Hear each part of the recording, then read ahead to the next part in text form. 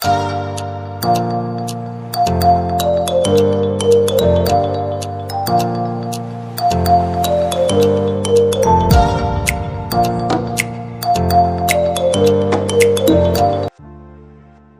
આજે તો મતદાનનો દિવસ છે અને ઘરના બધા કામ ખતમ થઈ ગયા છે, તો હું આજે મતદાન કરી આવું.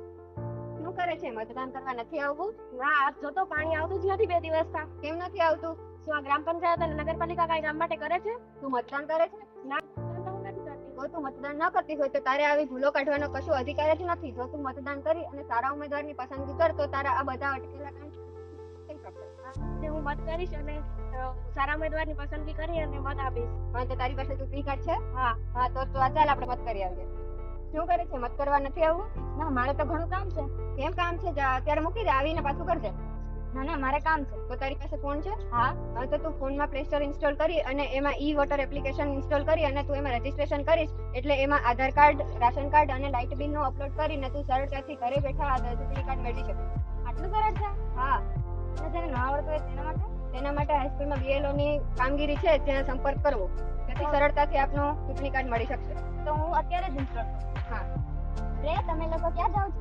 અમે મતદાન કરવા જઈએ છીએ. ચાલો, મારે પણ આવું છે. તો કેટલા વર્ષની છે? 17 વર્ષ. તો તારે મત આપવાનો અધિકાર નથી. સરકારના નિયમ મુજબ 18 વર્ષથી ઉપરના વ્યક્તિ જ મત આપી શકે.